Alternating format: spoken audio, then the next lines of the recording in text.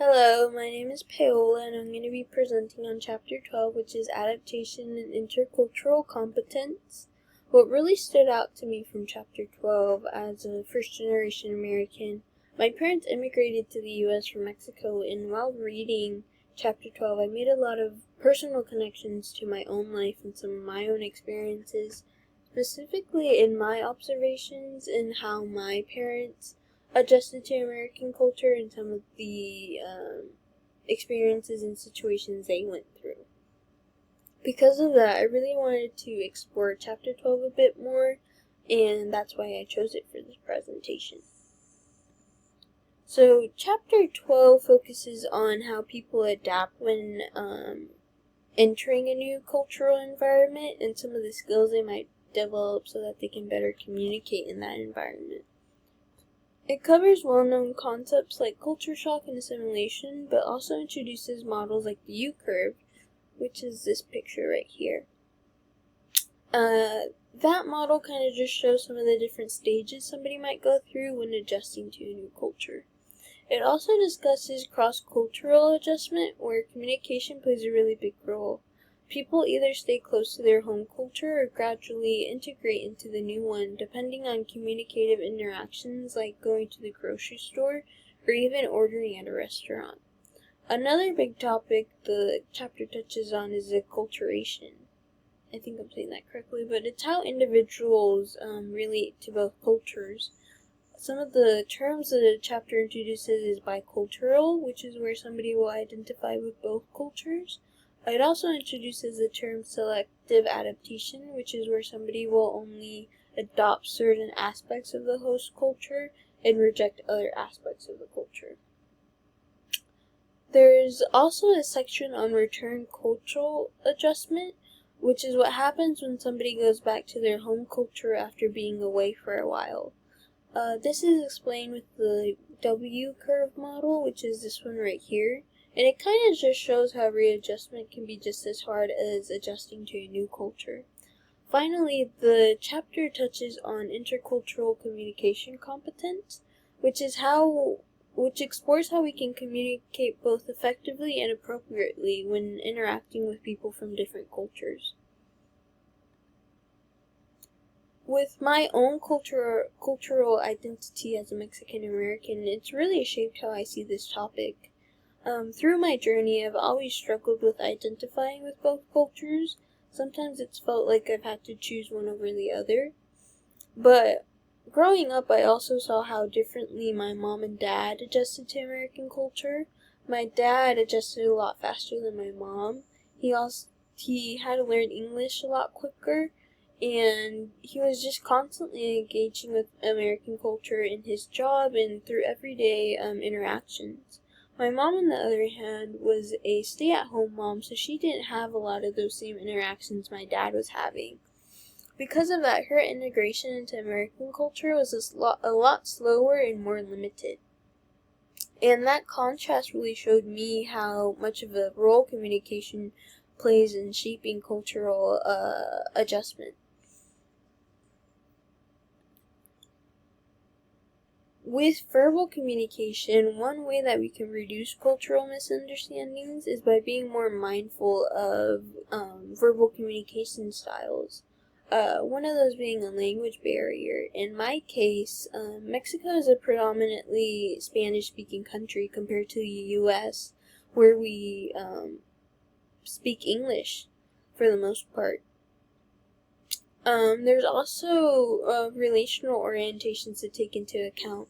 I relate these back to hierarchies, where the higher up on the hierarchy, you're using more formal language. I think of this as like when you're speaking to a boss or your teacher or maybe even a grandparent or aunt or uncle. Compared to when you're using more informal speech, you're kind of speaking to a friend or a sibling or maybe even a coworker that you've grown close to. Those are usually be people that are considered a little lower on the hierarchy. Communication accommodation theory is when somebody changes their speech to match the speech of whoever they're speaking with. An example I often think back to is one that I heard in my communication theory course I took a while back. My professor used the example of somebody who speaks with a southern accent. They're speaking in an academic setting, they might drop the accent so that people can better understand them, and so that they are overall not seen as an outsider because of the accent they speak with. Moving on to nonverbal communication, it can either support or contradict verbal messages, and these cues can often vary widely between cultures. I kind of think of high and low contact cultures.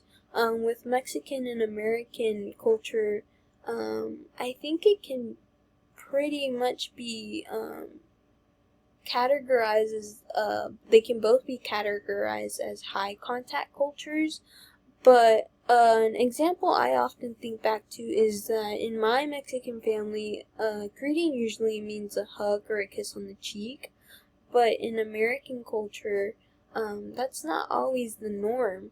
Usually when I'm greeting friends or maybe even teacher, I do a handshake or maybe a quick hug, depending on how close I am to them, but sometimes I even just resort to a wave just to make it a little easier.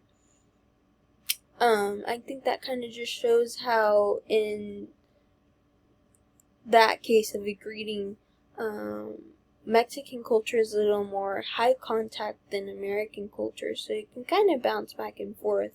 It's important not to just generalize or stereotype a culture into one dimension or another. Another example can be with time, or our relationship to time. In Mexican culture, there's a bit of an informal relationship to time, in where somebody can tell you, hey, let's meet up at 5, but you don't really meet up until 7. Compared to an American culture, there's a more formal relationship to time, where if somebody tells you, hey, we're meeting up at 5, they're a lot more punctual and you're meeting up at 5. That cultural expectation around time can definitely create confusion if you're not aware of it. So these small differences in body language, proximity, or punctuality can all impact how messages are received and even misinterpreted. Lastly, the media plays a pretty big role in how society views intercultural adjustment. There are both stereotypes and authentic portrayals. One moment that really stands out to me is in Modern Family, when Sofia Vergara, character in the show, says, "Do you know how frustrating it is to have to translate everything in my head before I say it? Do you even know how smart I am in Spanish?" That really stuck with me because I've heard some of my own family members have a similar sentiment to Sophia's character in Modern Family. Language barriers don't reflect intelligence, but the media often reinforces this negative stereotype of immigrants based on how they speak. The chapter notes that if a host culture is hostile to a group, that may work against adjustment. With the rise of hostile rhetoric in the news and online, immigrants are often portrayed unfairly as even threats or burdens to society.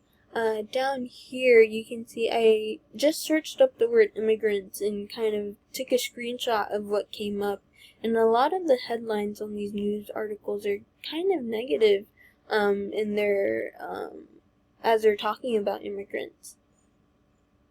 That hostility can make it much harder for people to adapt and feel welcomed in whatever new culture they're entering into.